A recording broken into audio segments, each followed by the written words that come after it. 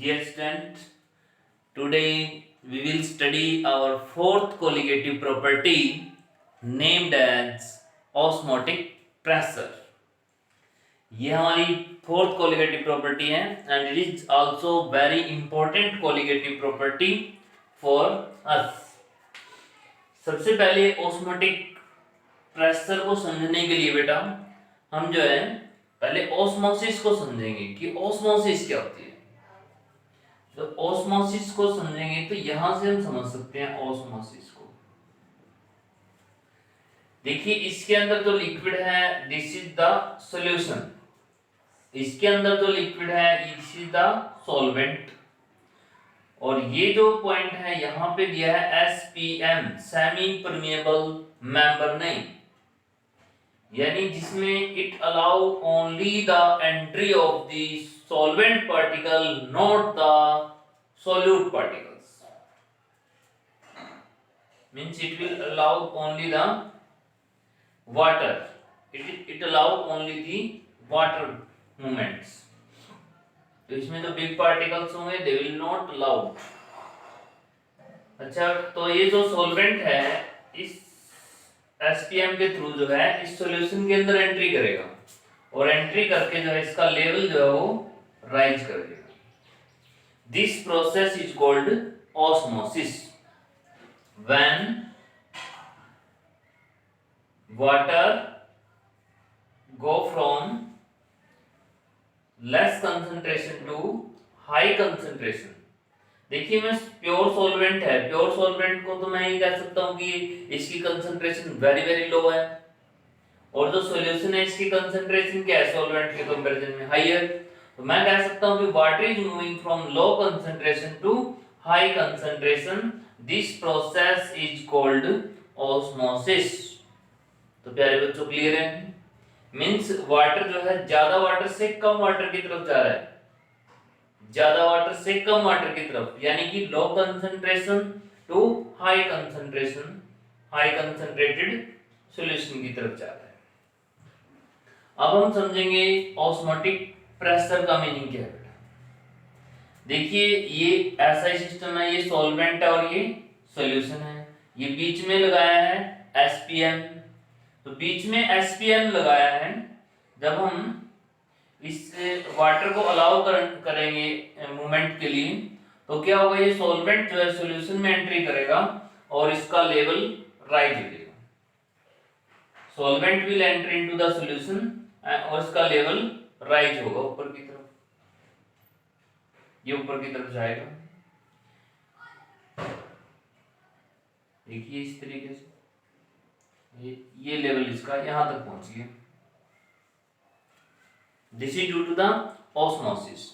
लेकिन अब हम क्या कर रहे हैं कि देखिए ये तो अपना प्रेशर लगा रहा है, solvent want to come here, लेकिन हम क्या कर रहे हैं यहां पे एक्स्ट्रा प्रेशर दे रहे हैं कुछ, यहां पे मैंने एक्स्ट्रा प्रेशर लगा दिया। तो एक्स्ट्रा प्रेशर लगाने से क्या होगा, इसका जो वॉल्यूम है वो डिक्रीज हो जाएगा, ये नीचे की तरफ आएगा। जैसे इसमें जो प्रेशर है ये प्रेशर लगाएंगे तो इसके प्रेशर का इफेक्ट यहाँ पे नजर आएगा। तो बिल्कुल ध्यान से समझना बेटे। इसमें नॉर्मली क्या होता है कि water will enter into this solution, solution का लेवल राइज करेगा। अगर मैं इसके ऊपर इतना प्रेशर लगाऊं कि ये प्रेशर जैसे वाटर इस तरफ आने की ट्राई कर रहा है, अगर मैं इसके लेवल को इंक्रीज ना होने दूं, if I will exert a pressure on it not more than and not less than, but मैं इसके लेवल को ना तो राइज होने दे रहा हूं ना कम होने दे रहा हूं, मैंने इसको यहीं पे रोक दिया इसके लेवल को। Water want to enter in this but I applied the pressure on this, hence water is not entering into this। तो ये जो मैंने प्रेशर यहाँ पे लगाया है एक्स्ट्रा प्रेशर, देखिए नॉर्मल एटमॉस्फेरिक प्रेशर P यहाँ पे है और P यहाँ भी है। नॉर्मली क्या था, वाटर इस साइड एंटर करना चाहता था, but I exert some pressure ex pressure on it, this extra pressure is called the osmotic pressure. तो प्यारे बच्चों जो हम प्रेशर लगाते हैं, सॉल्वेंट तो सॉल्यूशन की तरफ आने की ट्राई करता है, सॉल्यूशन का लेवल राइज करता है, but we applied the pressure on the solution so that it prevent the entry of the solvent particle. जैसे हमने इसके ऊपर प्रेशर लगाया तो अब क्या हुआ, ये सॉल्वेंट इस साइड एंटर नहीं कर सकते। दिस प्रेशर, जो हमने ये प्रेशर लगाया है, नॉर्मल एटमॉस्फेरिक तो यहाँ भी था, यहाँ भी था, जो एक्स्ट्रा प्रेशर यहाँ दिया है वो कितना दिया कि हमने इस सॉल्वेंट को इस तरफ नहीं आने दिया। This is called the osmotic pressure. Means osmosis को रोकने के लिए सॉल्यूशन के ऊपर जो प्रेशर लगाया गया, that pressure is called osmotic pressure. तो कॉन्सेप्ट क्लियर है बेटा ऑस्मोटिक प्रेशर का। ऑस्मोसिस क्या है, ऑस्मोटिक प्रेशर क्या है। अब हम बात करेंगे इसके एक्सप्रेशन की कि ऑस्मोटिक प्रेशर का फॉर्मूला क्या होता है। 11th क्लास में आपने सुना है बेटा कि आइडियल गैस इक्वेशन होती है PV इक्वल टू nRT।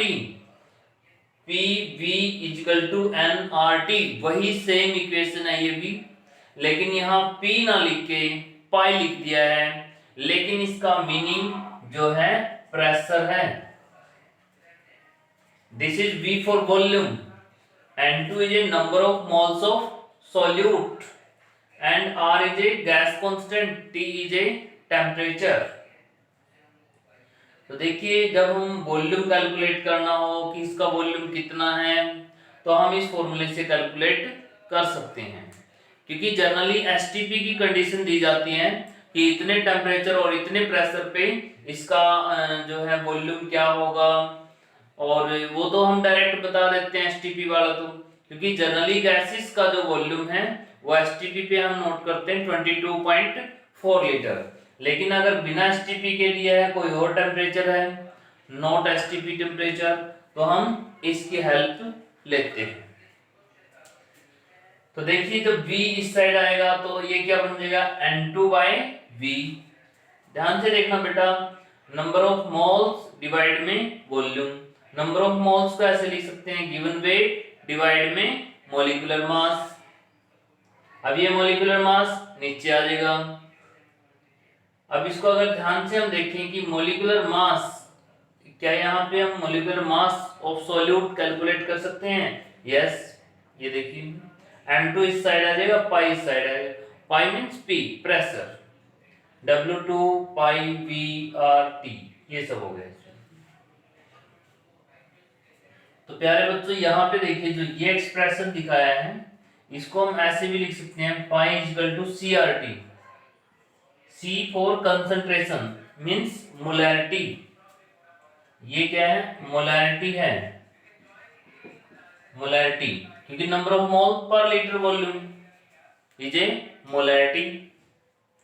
तो this is the expression, means ये फॉर्मूला है। चाहे तो तुम इस फॉर्मूले को याद कर सकते हो इसमें, या इसको याद कर सकते हो। फिर इसमें क्वेश्चन पूछते हैं कि ये एक कोलिगेटिव प्रॉपर्टी है, इसको प्रूव करिए। Prove it is a colligative property. तो हम बिल्कुल ध्यान से देखेंगे इसमें कि जो ऑस्मोटिक प्रेशर है, this is directly depend on number of moles of solute.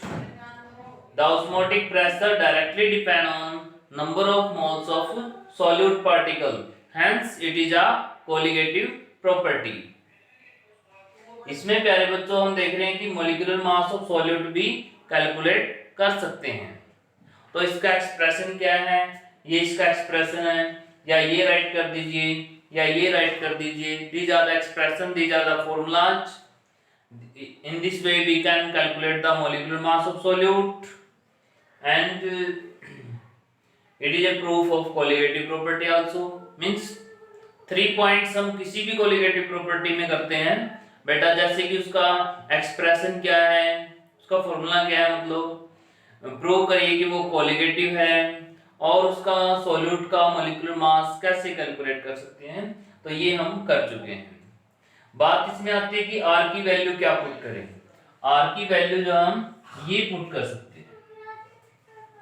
Means अगर हम स्टैंडर्ड कंडीशन में हैं तो हम 8.3 इसकी वैल्यू पुट करेंगे pascal metre square metre cube में।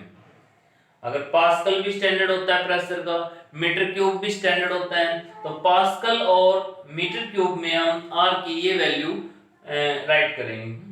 अगर क्वेश्चन जो है एटमॉस्फेरिक और लीटर का है, pressure is in atmosphere and volume is in litre, तो हम R इक्वल टू 0.082 यहाँ पे पुट करेंगे। अगर एटमॉस्फेयर की जगह प्रेशर हमारा बार में है तो हम यूज करेंगे 0.083। तो जनरली जो है हम इन वैल्यूज को राइट करते हैं 8.3 एंड 0.083। क्लियर है बेटा? तो R की वैल्यू हम इनमें से ही कोई एक राइट करेंगे, वो देखेंगे कि क्वेश्चन के अंदर कौन सी वैल्यू तुम्हें दी हुई है, उसके अकॉर्डिंग पुट कर देंगे। तो in this way we can use the osmotic pressure. लेकिन बात आती है टी की। क्या बच्चों बता सकते हो यहाँ पे टी की जो वैल्यू है वो डिग्री सेल्सियस में रखोगे या केल्विन में रखोगे या फारेनहाइट में रखोगे? तो इसका राइट आंसर होगा बेटा टी की वैल्यू को ऑलवेज आप केल्विन के अंदर पुट करोगे। जो इससे पहले हमने टॉपिक किए हैं elevation in boiling point and depression in freezing point, उनमें क्या है वहां डिफरेंस नोट करते हैं। डिफरेंस में कोई प्रॉब्लम नहीं है कि तुम डिफरेंस को जो है केल्विन में लिख रहे हो या डिग्री सेल्सियस में लिख रहे हो, लेकिन यहां पर बेटा आपको टी की वैल्यू केल्विन में राइट करनी पड़ेगी, ये बिल्कुल श्योर है। तो ये टेम्परेचर की वैल्यू केल्विन में राइट करोगे। अब इस सॉल्यूशन के बारे में हम कुछ इंपॉर्टेंट टर्म्स पढ़ते हैं। देखिए, एक होता है हाइपरटोनिक सॉल्यूशन, एक होता है हाइपोटोनिक सॉल्यूशन, एक होता है आइसोटोनिक सॉल्यूशन। हाइपर, प्यारे बच्चों, हाइपर का मीनिंग होता है ज्यादा, मोर। हाइपो का मतलब होता है लेस। आइसो कहीं भी वर्ड आए same. Hyper more, hypo less and iso same. तो ये एक बड़ा इंपॉर्टेंट एग्जांपल है यहाँ पे 0.9% NaCl मास बाय वॉल्यूम। मैंने एक सॉल्यूशन बनाया है 0.9% NaCl मास बाय वॉल्यूम का।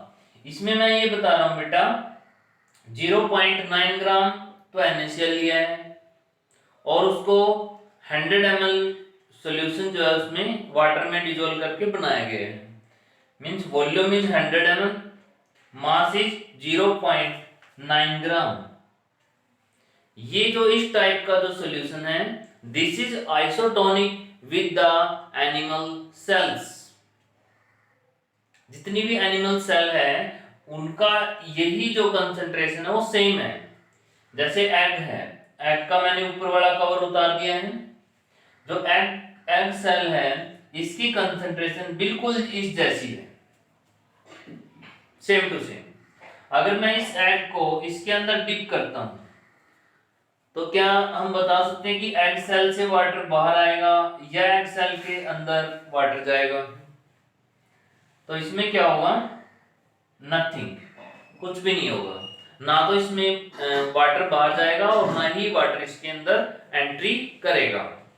मींस कहने का मतलब ये है कि एंट्री भी करेगा और बाहर भी जाएगा, लेकिन इक्वल अमाउंट में, जिसमें हमें नहीं ऑब्जर्व होगा कि इसमें कोई अमाउंट इसकी वाटर की चेंज हुई है। Means no change in water movement. अगर कुछ वाटर बाहर जाता है तो कुछ एंट्री भी कर देगा। There will be net no change in water. तो ये जो कंडीशन है ये मैंने कंडीशन यहां पे बताई है आइसोटोनिक कंडीशन। अब देखिए प्यारे बच्चों, अब मैं जो है इसको चेंज कर देता हूं। मैं इसको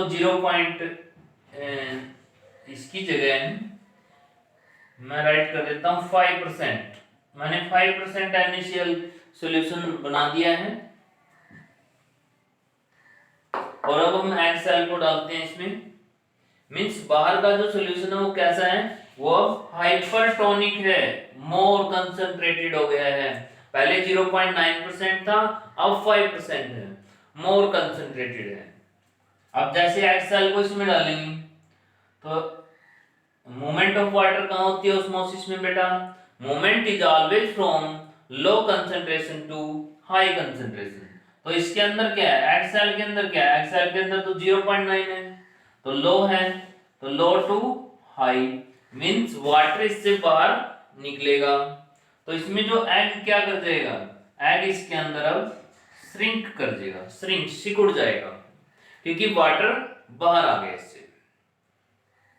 अब हम देखते हैं आइसोटोनिक का केस लेके। मैं इस बाहर वाले सॉल्यूशन को 0.9% नहीं रखता हूं, मैं इसको कम कर देता हूं, 0.5% कर देता हूं। अब 0.9 नहीं है, 0.5 कर दिया मैंने, चेंज कर दिया है सॉल्यूशन।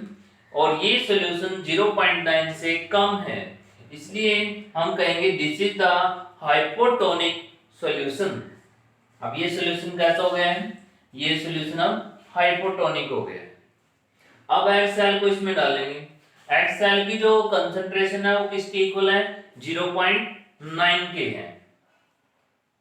तो 0.9 इज ग्रेटर, 0.5 इज लेस। तो अब less concentration to high concentration means water जो है इसके अंदर एंट्री करेगा। जब इसके अंदर एंट्री करेगा तो ये जो एक्सएल है that will swell, swell up means फैल जाएगी। तो this is about the osmotic pressure means इसका एक्सप्रेशन क्या है, इसका फॉर्मूला कैसे यूज करेंगे न्यूमेरिकल्स में, ऑस्मोटिक प्रेशर का मीनिंग क्या है, ऑस्मोसिस का मीनिंग क्या है, हाइपरटोनिक क्या है, हाइपोटोनिक क्या है और आइसोटोनिक क्या है। तो ये टर्म्स इसमें हमें क्लियर होनी चाहिए। तो अब इसके बाद हम करते हैं बेटा इसके अंदर कुछ और these are the some more example about the osmotic pressure means osmosis। जैसे रॉ मैंगो, बेटा रॉ मैंगो की बात कर रहे हैं, रॉ मैंगो कच्चा आम, जैसे कच्चे आम को काटते हैं और उसके पिकल बनाते हैं, पिकल मींस अचार बनाते हैं। तो जैसे रॉ मैंगो को जो है कंसंट्रेटेड सॉल्यूशन में डालते हैं तो वो क्या कर जाता है, श्रीवल कर जाता है, श्रीवल मींस सिकुड़ जाता है। ये स्पेशल वर्ड्स हैं और मैं इन पे फोकस कर रहा हूँ। एग्जाम के अंदर ऐसे आते हैं कि रॉ मैंगो को जब कंसंट्रेटेड सॉल्यूशन में ऐड करेंगे दैट विल श्रीवल। अब श्रीवल का मीनिंग पता होना चाहिए, श्रीवल का मीनिंग क्या होगा, वो सिकुड़ जाएगा जो है श्रीवल इनटू पिकल। विल्टेड फ्लावर, अब मीनिंग पता होना चाहिए विल्टेड फ्लावर क्या होता है, सूखा हुआ फूल, सूखा हुआ फूल। Revive in fresh water, revive होता है ताजा हो जाता है, फैल जाता है, इन फ्रेश वाटर, ये क्यों है, due to the osmosis. Oedema, oedema एक डिजीज है हमारी बॉडी के अंदर। जैसे अगर कोई भी ह्यूमन बीइंग जो साल्ट ज्यादा लेता है, जो साल्ट ज्यादा लेगा तो क्या होगा, उसकी बॉडी में जो सॉल्यूशन होगा that will be more concentrated, और फिर वो मोर कंसंट्रेटेड वाटर क्या करेगा, सॉल्यूशन क्या करेगा, that will attract more water.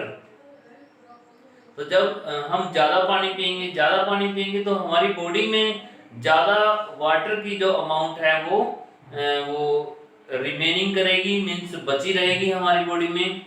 जितना ज्यादा हम साल्ट लेंगे उतना ही ज्यादा वाटर, एक्स्ट्रा वाटर हमारी बॉडी के अंदर स्टोर भी होगा। जब हमारी बॉडी के अंदर एक्स्ट्रा वाटर स्टोर होता है तो this disease is called the oedema. देखिए नॉर्मली तो हम जितना वाटर लेंगे उतना ही आउट हो जाएगा, लेकिन अगर हमारी बॉडी में साल्ट की अमाउंट मोर है तो वो वाटर बाहर कम जाएगा, हमारी बॉडी के अंदर स्टोरेज होगी, और स्टोरेज होगी तो इस डिजीज का क्या नाम है, एडिमा। मतलब हमारी बॉडी जो है फूल जाएगी, बिल्कुल हम बहुत ज्यादा हेल्दी से लगेंगे। साल्ट की एक और है meat preservation by adding the salt on it. मतलब कोई भी खाने की चीज है अगर उसके ऊपर हमने साल्ट डाल दिया है तो समझ लीजिए हम उसका प्रिजर्वेशन कर रहे हैं, मींस उसको बचा रहे हैं।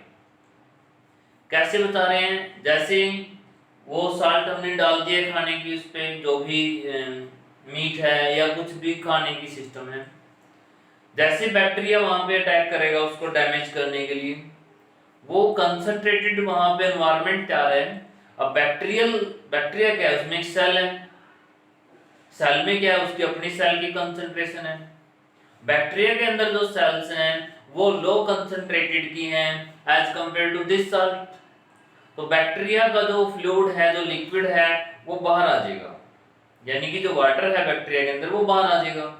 और इस तरीके से बैक्टीरिया अपनी एक्टिविटी को कंप्लीट नहीं कर पाएगा and bacteria will die, bacteria वहां पे मर जाएगा। और मरे हुए बैक्टीरिया नुकसान नहीं करते हैं। तो ये कुछ एग्जांपल है ऑस्मोटिक प्रेशर के। इसके बाद हम एक स्पेशल टॉपिक पढ़ते हैं बेटा, जो इसकी एक तो स्पेशल टॉपिक क्या है बेटा, रिवर्स ऑस्मोसिस। हम रिवर्स ऑस्मोसिस को पढ़ेंगे, जिसको आरओ बोलते हैं। आरओ हम घर में यूज करते हैं। How this RO work in our home we will learn in this osmotic pressure. This is an special application of osmotic pressure, reverse osmosis. Reverse means उल्टी, ऑस्मोसिस का उल्टा कर दिया है। देखिए कैसे, ये जो है साल्टेड वाटर है, ये जो है फ्रेश वाटर है। तो नॉर्मली क्या होगा बेटा, इसमें नॉर्मल वे में क्या होगा, ये लो कंसंट्रेटेड और ये साल्टी वाटर जो है ये हाई कंसंट्रेटेड है। मींस ये वो वाटर है जो ड्रिंकेबल नहीं है, इसमें बहुत ज्यादा एक्सेस में साल्ट है, और इसमें भी साल्ट है लेकिन नॉर्मल है जो हमारे लिए फिट है। इसमें नॉर्मल साल्ट है जो हमारे लिए जरूरी भी है, हम जीरो भी नहीं कर सकते इसको, लेकिन इसमें साल्ट एक्सेस में है, और इतना एक्सेस साल्ट वाटर जो हमारे लिए यूजफुल नहीं है फॉर ड्रिंक। नॉर्मली क्या होगा, जो फ्रेश वाटर है, साल्टी वाटर है, तो वाटर की movement low concentration to high concentration होगी। अब अगर इस मूवमेंट को रोकना है तो हमें क्या करना पड़ेगा, हमें प्रेशर लगाना पड़ेगा। We will apply pressure on this, हम इसके ऊपर प्रेशर लगाएंगे। जब इसके ऊपर प्रेशर लगेगा तो ये एंट्री स्टॉप हो जाएगी। अब ध्यान से देखना बेटे, अगर ये मैंने प्रेशर एक लिमिट में लगाया है, इसके लेवल को इंक्रीज नहीं होने दिया, अगर यही प्रेशर मैं उससे ज्यादा इंक्रीज कर दूं, प्रेशर को बढ़ाता ही रहूं, तो फिर क्या होगा, ये एंट्री बैक हो जाएगी। Means water will enter from high concentration to low concentration. वो इस प्रेशर की वजह से है। पहले मैंने प्रेशर लगाया, इतना प्रेशर लगाया कि एंट्री को स्टॉप कर दिया। अगर मैं इस प्रेशर को और इंक्रीज करता हूं तो ये वाटर जो है मूवमेंट करेगा from high concentration to low concentration. अब जो साल्टी वाटर है, साल्ट इसमें रहेगा, कुछ साल्ट इसमें आएगा, ठीक है, मींस प्योर वाटर इसमें आएगा, प्योर वाटर इसमें एंटर करेगा, साल्ट इसमें रहेगा, तो ये फ्रेश वाटर बन गया। अब ये कह रहे हैं कि साल्ट तो जीरो हो गया, इसमें एक छोटी सी पाइप और लगा देते हैं कनेक्शन, जिससे थोड़ा सा वाटर इसमें एंटर कर जाता है, ताकि इसके अंदर भी एक प्रॉपर साल्ट की अमाउंट रहे। क्योंकि साल्ट अगर जीरो कर दिया that is harmful for our body and there should be salt, लेकिन एक्सेस में है वो भी हार्मफुल है। तो this process is called reverse osmosis, यानी कि आरओ। तो अब बेटे इसके ऊपर अब हम एक,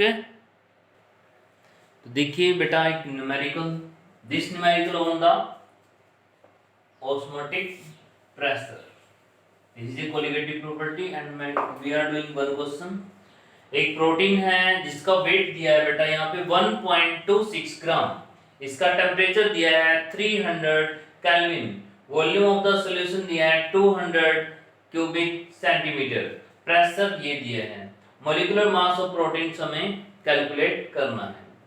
तो जो वॉल्यूम ऑफ सॉल्यूशन है वो ml में है, यानी क्यूबिक सेंटीमीटर में है, तो इसको जो हम लीटर में कन्वर्ट कर लेंगे। लीटर में कैसे कन्वर्ट करेंगे, डिवाइड में 1000 कर देंगे, तो ये 1/5 लीटर में कन्वर्ट हो जाएगा, 1/5 लीटर। प्रेशर बार में है, मॉलिक्यूलर मास हमें कैलकुलेट करना है। तो अब ये देखिए बेटा, इसके लिए फॉर्मूला क्या है, ये हमारा फॉर्मूला है ऑस्मोटिक प्रेशर का, P = N2 by V RT। ये पाई है, वैसे मैं P बोल रहा हूँ, प्रेशर ही है ये। अब ध्यान से देखना बेटा कि W2 by M2 V RT ये सब है, क्योंकि N2 की वैल्यू पुट करी है गिवन बाय डिवाइड में मॉलिक्यूलर मास। अगर मॉलिक्यूलर मास को हम एक तरफ ले आएंगे तो this will be M2 is equal to W2 by V और ये सब वैल्यूज। अब W2 की वैल्यू क्या है 1.26, वॉल्यूम कितना है 1/5 लीटर, प्रेशर कितना है 2.5 समथिंग, R की वैल्यू क्या है 0.083। ये मैंने लीटर बार और एटमॉस्फेयर बार और लीटर वाली वैल्यू पुट करी है। T टेम्परेचर ये हो गया। जब इन सबको हम कट करेंगे, कट करके मेरा राउंड ऑफ करके आंसर आ रहा है 61,250, लेकिन एग्जैक्ट आंसर क्या है 61,022 ग्राम। थोड़ा सा डिफरेंस है, but we will say this is approximate answer, rounding off method से लिया है and it is an exact. तो राउंडिंग ऑफ मेथड से आप कर सकते हो बेटा, लेकिन लिखना पड़ेगा you are doing with rounding off, ठीक है। तो देखिए जो 1.26 और 2.57 है, मैंने इनको 2 से ही कट कर दिया है, कोई ज्यादा डिफरेंस नहीं था यहाँ पे। ये 2.52 होता तो पूरा पूरा कैंसिल हो जाता, तो मैंने इसको 2 पे ही कैंसिल कर दिया था, यहाँ पे कोई डिफरेंस नहीं हम फील करेंगे। ये एक काम और कर सकते हो, तुम इस वैल्यू को ऐसे ही रखे रहो, ये काम सॉल्यूशन का है ना रफ में करिए, रफ में तुम थोड़ा इग्नोर कर सकते हो जो वैल्यूज हैं।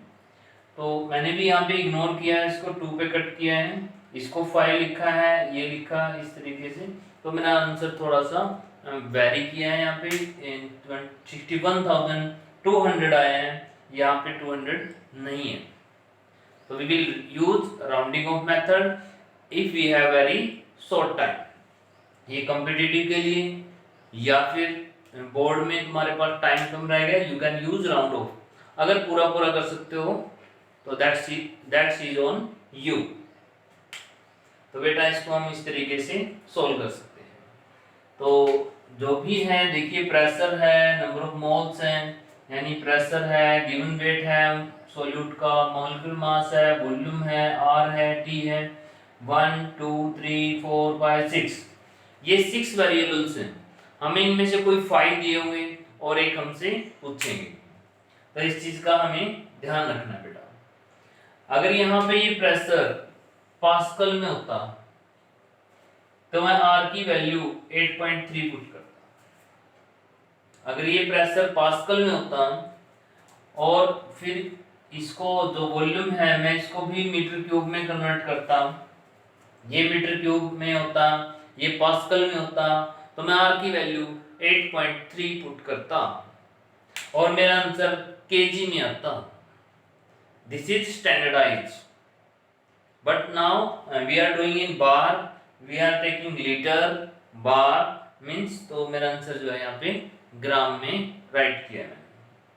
तो प्यारे बच्चों, अपनी वीडियोज को डेली देखा करो, जो भी टीचर्स आपके पास वीडियो भेज रहे हैं, मटेरियल भेज रहे हैं, उसको बड़े अच्छे से समझिए, अच्छे से करिए। देखो मैं ये नहीं कहता कि पूरे दिन मोबाइल रखिए, कोई 2 घंटे जो है आप अपने पेरेंट्स से मोबाइल ले सकते हैं और अपना काम जो है वो कर सकते हैं। नोट्स बना लिया करो, जो क्वेश्चन यहाँ पे करवा रहे हैं, जो यहाँ पे बोर्ड पे लिखा होता है वो समझो तुम्हारे फेयर नोट्स हैं। बोर्ड पे जो भी लिखा होता है उसको अपनी नोटबुक में राइट कर लेना बेटा। और अब 2-3 वीडियो और बनेंगी इसके बाद, जैसे इसके बाद आएगा अबनॉर्मल मॉलिक्यूलर मास, ये कोलिगेटिव प्रॉपर्टी हमने पढ़ ली है और इनमें ये सारी थ्योरेटिकल थी अभी। तो अभी इसके अंदर जो अगला कॉन्सेप्ट आएगा वो एक्सपेरिमेंटल कॉन्सेप्ट आएगा, ठीक है। तो हम एक्सपेरिमेंटल कॉन्सेप्ट को पढ़ेंगे इसके बाद, और फिर उसके बाद ये जो चैप्टर है कंप्लीट हो जाएगा और तुम्हारे टेस्ट के लिए बोलेंगे, इसलिए अपने ध्यान से पढ़ते रहिए ताकि टेस्ट अच्छा कर पाओ तुम। तो बेटा एक बात और है इसके बारे में, ऑस्मोटिक प्रेशर के बारे में, कि एक ऐसी कोलिगेटिव प्रॉपर्टी पूछ सकते हैं कि मान लो जब सोल्यूट की अमाउंट बहुत लेस होती है तब कौन सी कोलिगेटिव प्रॉपर्टी को हम सबसे ज्यादा यूज करते हैं। तो इसका आंसर होगा ऑस्मोटिक प्रेशर को। जब number of moles of solute very very less हो तो ऑस्मोटिक प्रेशर कोलिगेटिव प्रॉपर्टी का हम यूज करते हैं कुछ भी कैलकुलेट करने के लिए, क्योंकि ये ऐसी कोलिगेटिव प्रॉपर्टी है जो थोड़ी अमाउंट में भी अपनी मेजरेबल वैल्यू देती है। अगर सॉल्यूट कम होते हैं, बाकी जो 3 कोलिगेटिव प्रॉपर्टी हैं वो अपनी कुछ नेग्लिजिबल वैल्यू हमें देती हैं। तो जैसे जो जिनका मास, जिन सॉल्यूट का मास बहुत बड़ा होता है, जैसे प्रोटीन वगैरह की बात करें, देखिए इस प्रोटीन का मोलिकुलर मास 61,022 ग्राम आया है, 61,000 बहुत बड़ा जो है यहाँ पे मोलिकुलर मास है। तो इस जैसे सॉल्यूट किसी सॉल्वेंट में कितने होंगे, बहुत ही कम होंगे। तो इनके लिए स्पेशली जो है ऑस्मोटिक प्रेशर को यूज किया जाता है। तो थैंक यू बेटा, पढ़ते रहिए ऐसे ही, नेक्स्ट कल करेंगे।